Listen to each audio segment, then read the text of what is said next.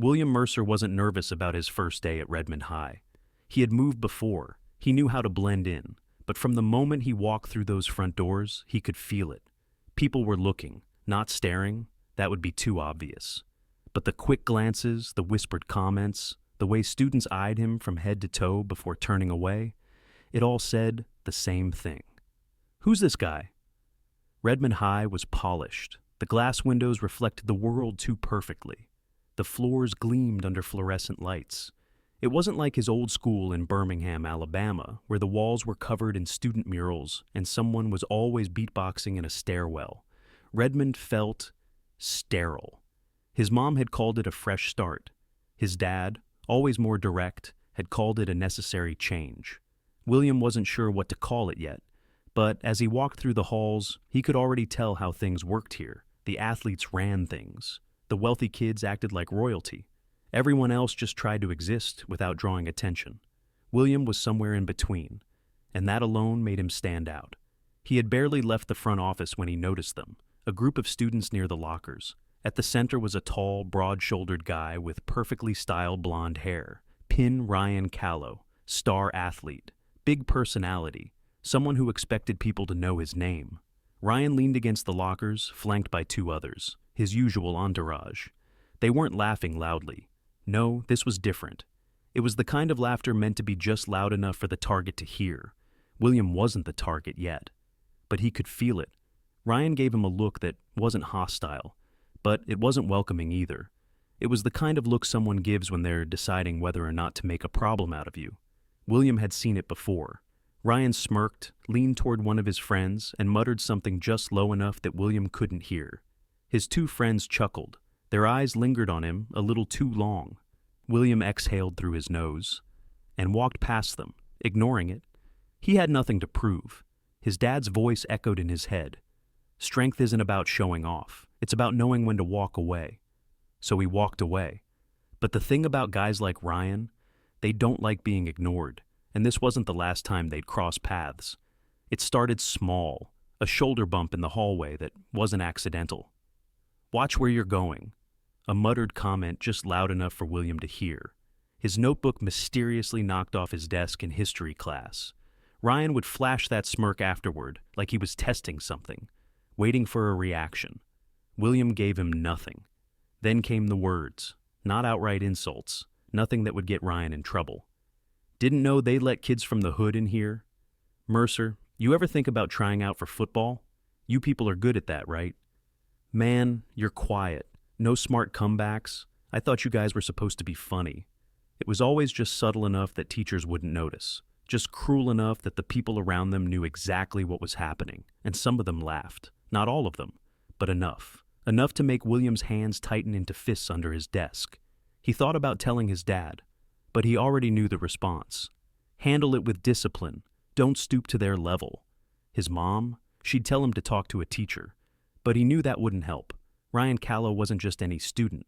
He was Redmond High's golden boy. The school wasn't about to punish one of its star athletes over something they couldn't prove.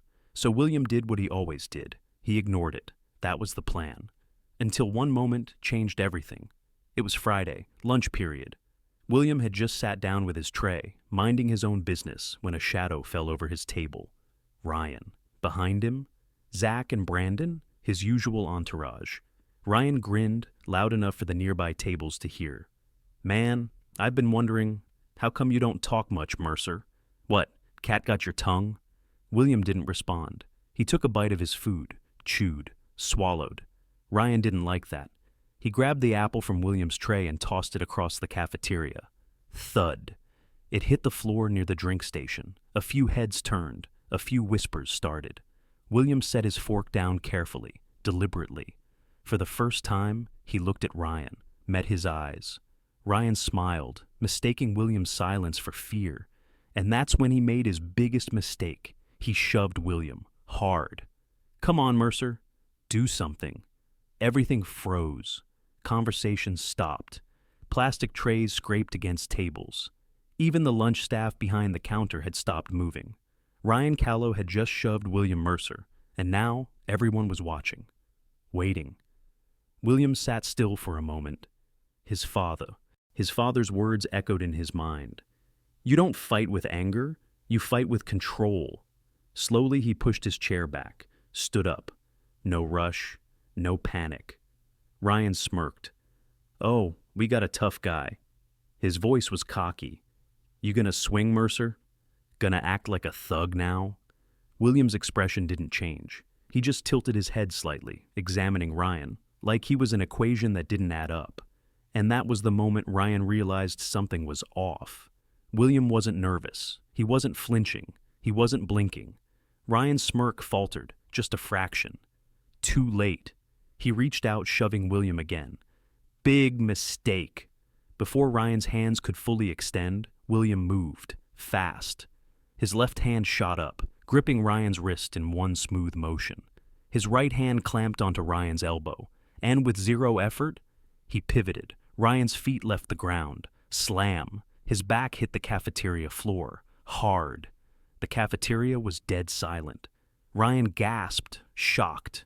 His body sprawled on the tile, scrambling to sit up. His friends took a step forward. But William didn't even look at them. Instead, he crouched down next to Ryan. His voice was low, even. Don't touch me again. No threats, no insults, just a statement. And that's what made it so much worse. Ryan wasn't just beaten. He was dismissed. William stood up, dusted off his hands like he had just moved a chair instead of a person, picked up his tray, walked away, didn't even look back. The cafeteria was still frozen. Students stared at Ryan, stared at William, stared at each other. Then, somewhere in the back, a single voice whispered, "Holy sh!" And just like that, the floodgates opened. Whispers turned into murmurs. Murmurs turned into excited conversations. Someone had caught the whole thing on their phone. Someone else was already texting about it. And Ryan, he stayed on the floor, jaw clenched, fists curled into tight, white-knuckled rage. Because he knew, by the time the last bell rang, everyone at Redmond High would be talking about this. But this wasn't over. By the time the final bell rang, the story had already spread across Redmond High like wildfire.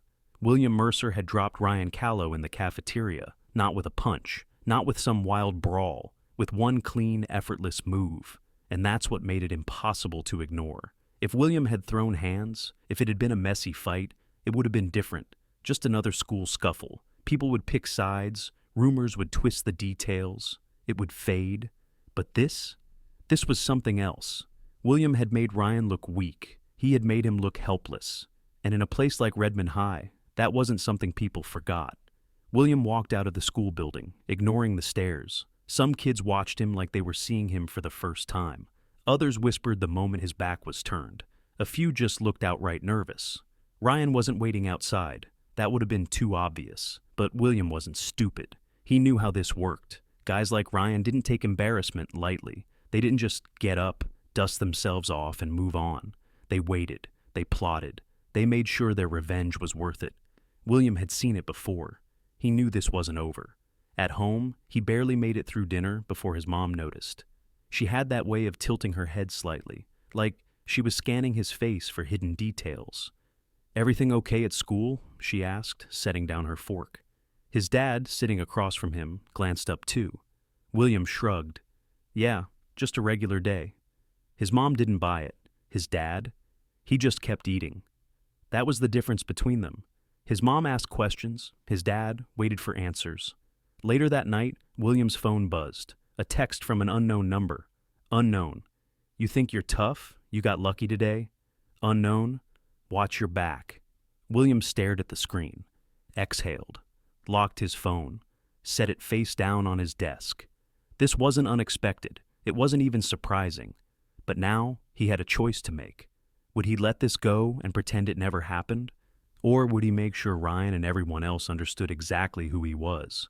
Because whatever happened next, it was coming. Monday morning, everything felt different. William could tell before he even stepped inside, the sideways glances, the hushed conversations that stopped when he walked past. It was all the confirmation he needed. The story had officially grown legs. By the time he reached his locker, 2 freshmen had already darted out of his way. A junior he didn't even know gave him an approving nod. And then there were the ones who suddenly wanted to be his friend. Yo, Mercer, you really put Callow on his ass, huh? Bro, you got hands like that and you don't even talk? That's cold, man. William ignored most of it, just a glance, a nod. Because this wasn't respect, this was entertainment. They weren't looking at him like a person, they were looking at him like a spectacle, a rumor come to life. And that's when he saw Ryan, standing by his usual spot near the main entrance. But something had changed. The usual cocky smirk, gone, the easy confidence, missing. Instead, Ryan stood stiff, fists clenched at his sides. He wasn't alone. Zach and Brandon flanked him, just like always. But now, they weren't laughing. Ryan met William's gaze for half a second, then he looked away.